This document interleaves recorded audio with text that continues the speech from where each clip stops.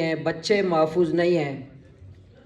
مصور کاکڑ جو 15 نومبر سے لاپتہ ہے، اغوا کیا گیا ہے، وہ اب تک اغوا ہے۔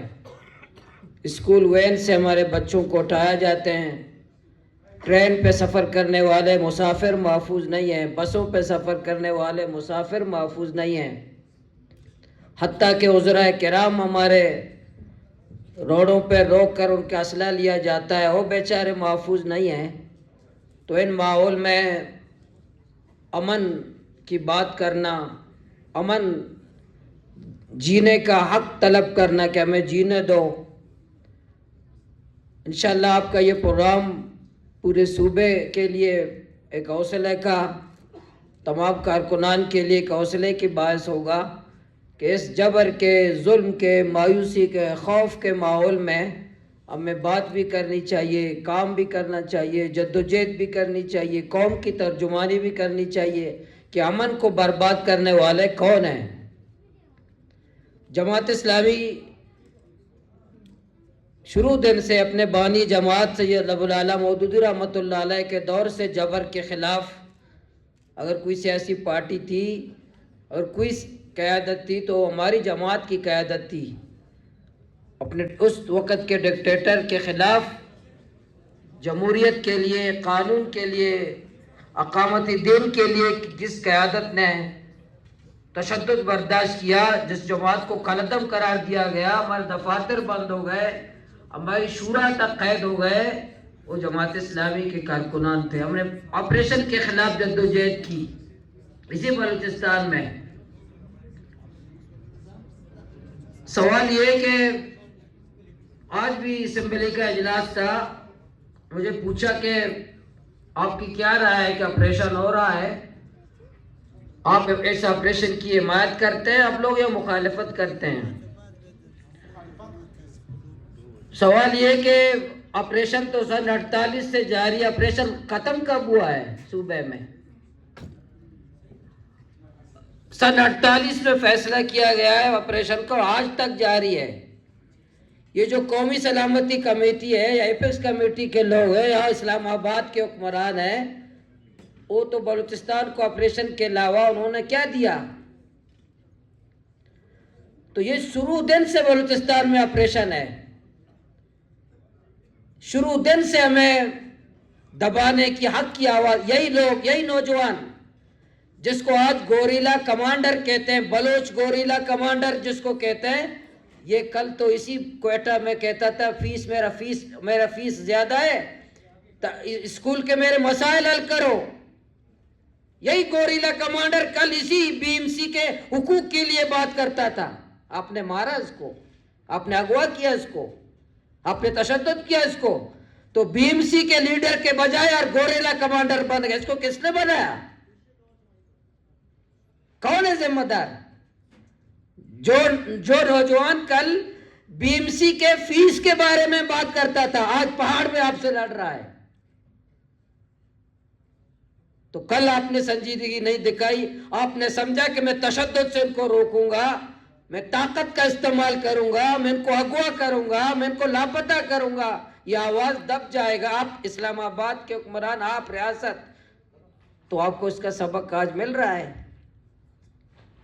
جس نوجوانوں کو آج یہ دہشت گرد کہتے ہیں، جماعت اسلامی کا ہمارا طریقہ کار پرامن جمہوری جدوجہد ہے۔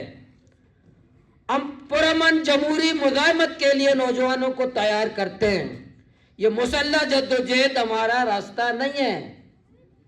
مسلح جدوجہد کی طرف ہم نوجوانوں کو دعوت نہیں دیتے، ہم پرامن جمہوری جدوجہد کی طرف نوجوانوں کو دعوت دیتے ہیں۔ لیکن سوال ضرور کرتے ہیں، آپ جس کو دہشت گرد کہتے ہو، جیسے ہماری بچیاں پہلے جو طالبان خودکش کرتے تھے کے پی میں یا بلوچستان میں، ہمارے حکمران یہی بتاتے تھے کہ یہ ان کی برین واش کرتے ہیں، جنت کی باتیں کرتے ہیں، ان کو حوروں کے بارے میں، قصوروں کے بارے میں بات کرتے ہیں، جنت کے وعدے دلاتے ہیں، یہ جنت کے لیے خودکش کرتے ہیں۔ میں نے بتایا میری 5 بچیوں نے بلوچستان میں خودکش کیا، یہ تو مذہبی لوگ دو نہیں تھے، یہ تو مذہب کے تعلق ان کا نہیں تھا، ان کو کس نے ابھارا؟ ان کو کس نے تیار کیا؟ کون ذمہ دار اس کا کہ ہماری بچیاں، تعلیم یافتہ بچیاں، ہمارے تربت کی ایک بہن 2 بچوں کو چھوڑ کر، 2 بچوں کی ماں تھی، پڑھی لکھی خاتون تھی، اعلیٰ تعلیم یافتہ خاتون تھی، مالدار خاتون تھی، غریب بھی نہیں تھی، اس نے 2 بچوں کو چھوڑ کے خودکش کیا۔ ہم تو کہتے ہیں نا، جب بلوچ اور پشتون آپس میں بیٹھتے ہیں کہ ماں اپنے بچے کے لیے زندہ ہوتی ہے، ماں کہتی ہے کہ میری عمر بچے کو لگ جائے، ماں بقیہ زندگی اپنے بچے کے لیے گزارتی ہے، تو اس ماں کو، بلوچستان کی ماں اپنے بچوں کو چھوڑ کر خودکش کیوں کرتی ہے؟ کیوں کی انہوں نے؟ کون سا ظلم، کون سا اسباب تھے، وجوہات تھے؟ یہی ریاست کے وہی فیصلے تھے، یہ آپریشن کے فیصلے تھے کہ میں دباؤں گا، طاقت کا استعمال کروں گا، بندوق کے زور پر، کہ بندوق کے زور پر لوگوں میں کچلوں گا۔ تو اس لیے آج بھی میں نے کہا کہ دہشت گرد کی تعریف بتاؤ کہ دہشت گرد کون ہے؟ یہ جو نوجوان آج پہاڑوں پر ہیں، اس مسلح جدوجہد کر رہے ہیں، بغاوت کر رہے ہیں، کل ناراض تھے، آج بیزار ہو گئے، کل صوبائی خود مختاری مانگتے تھے، آج علیحدگی مانگ رہے ہیں، کل پانی مطالبہ کرتے تھے، آج ملک مانگ رہے ہیں۔ اب پانی کی تحریک کو تم نے کچلنے کی کوشش کی، روزگار کی تحریک کو تم نے کچلنے کی کوشش کی، صوبائی خود مختاری کی تحریک کو تم نے کچلنے کی کوشش کی، ساحل اور وسائل کی تحریک کو تم نے کچلنے کی کوشش کی، وہی انجام ہوا، آج علیحدگی مانگ رہے ہیں۔ وہ علیحدگی کی تحریک چلا، اس کا ذمہ دار کون ہے؟ سب سے بڑا دہشت گرد ہمارے اسلام آباد کے حکمران ہیں، سب سے بڑا دہشت گرد ہمارے پنڈی کے حکمران ہیں۔ تم دہشت گرد نہیں ہو کہ تمہارے بچے باہر عیاشیاں کرتے ہیں، ہمارے بچے کے جوتے میں، پاؤں میں جوتے نہیں ہیں۔ تم اسلام ایپس کمیٹی والے، قومی سلامتی کمیٹی والے فیصلہ کیا کرتے ہیں کہ بلوچستان کے قبرستان آباد کریں گے۔ تمہیں یہ توفیق نہیں ہوا، اسلام آباد کے حکمرانوں کو، قومی سلامتی کمیٹی کے ممبران کو یا ایپس کمیٹی کے ایک ممبران کو یہ توفیق نہیں ہوا کہ بلوچستان والوں تمہیں روزگار دیں گے۔ یہ فیصلہ نہیں ہوا کہ بلوچستان کے قبرستان آباد کریں گے، بلوچستان کے بچوں کو یتیم کریں گے، بلوچستان کے بہنوں کو بیوہ کریں گے، کیونکہ یہ جو طبقہ ہے، ٹولہ، جو قومی سلامتی کمیٹی کے ممبران، ان تمام کے بچے باہر سیر سپاٹے کرتے ہیں۔ یہ ایپس کمیٹی کے جتنے ممبران، تمام کے بچے لندن اور یورپ میں رہتے ہیں۔ ان کو ہمارے بچے مارنے سے، ہمارے بچوں کو یتیم کرنے سے، ہماری بہنوں کو بیوہ کرنے سے کچھ نہیں ہونے والا۔ اچھا، 3 مہینے پہلے ایک اجلاس ہوا اسلام آباد میں کہ سی پیک فیز 2 میں ہمیں کام کرنا ہے، کہ سی پیک فیز 2 میں ہمیں فیز 2 میں کون کون سے ترقیاتی کام کرنے ہیں۔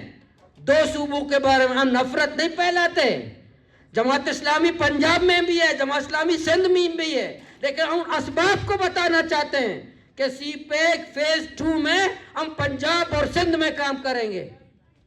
لیکن 2 ہفتے بعد دوبارہ ایک میٹنگ ہوتا ہے اسلام آباد میں کہ ہمیں آپریشن کرنا ہے، فیصلہ ہوتا ہے کہ بلوچستان اور کے پی میں کرنا ہے۔ سی پیک فیز 2 میں بلوچستان کے پی نہیں ہے، لیکن آپریشن میں بلوچستان اور کے پی ہے کہ یہاں بلوچ اور پشتونوں کو ماریں گے، ان کا قتل عام کریں گے۔ تو اس لیے سب سے بڑا دہشت گرد، میں جماعت اسلامی کا ایک ذمہ دار ہوں، جماعت اسلامی کا صوبائی ذمہ دار ہوں، ممبر پارلیمنٹ ہوں، میں پہاڑوں پہ لڑنے والا نوجوان جو ظلم اور جبر کی وجہ سے پہاڑ پر ہے، اس سے زیادہ بڑا دہشت گرد میں پنڈی اور اسلام آباد کے حکمرانوں کو کہتا ہوں۔ سب سے بڑے دہشت گرد ہمارے اسلام آباد اور پنڈی کے حکمران ہیں، جن کے اپنے بچے لندن اور یورپ میں عیاشیاں کرتے ہیں اور بتاتے ہیں کہ پاکستان کو مستحکم کریں۔ اپنے بچے لاؤ، اپنے بچے لاؤ اس پاکستان میں، ہمارے ہاتھ میں دبا دیتے پاکستان کا جھنڈا کہ تو پاکستان زندہ باد کہو، تاکہ ہمارے بچے سوئٹزرلینڈ اور دبئی میں عیاشیاں کرتے ہیں۔ وہ فارغ نہیں ہے، غریبوں کے بچے، جسے انور مقصود نے کہا کہ ہمیں قومی ترانے کے پیچھے لگا دیا ہے، خود قومی خزانے کے پیچھے پڑے ہوئے ہیں۔ کہ ہم تو تم قومی ترانے کے پیچھے پڑ جاؤ، ہم قومی خزانے کے پیچھے پڑے ہوئے. اور دہشت گرد کون ہے؟ ہم ہیں. دہشت گرد کون ہے؟ غریب ہیں، حق مانگتے ہیں، حقوق مانگتے ہیں، ہم عزت مانگتے ہیں. آج بھی بلوچستان کے لوگوں کو تیسرے درجے کا شہری سمجھا جاتا ہے، مجھے آپ کو کیڑا مکوڑا سمجھتے ہیں اسلام آباد کے حکمران. میرے آپ کی پاکستانیت آج بھی مشکوک ہے. ہم لاکھ قسم کا ہے کہ ہم پاکستانی ہیں، اسلام آباد کے حکمران ہمیں پاکستانی نہیں سمجھتے. اگر ہمیں پاکستانی سمجھتے تو یہ جو ماں ہے اس رمضان المبارک کے مہینے میں بلوچستان کے شاعروں پر ماں افطاریاں کر رہی ہیں، سحریاں کر رہی ہیں، یہ ماں پاکستانی نہیں ہے؟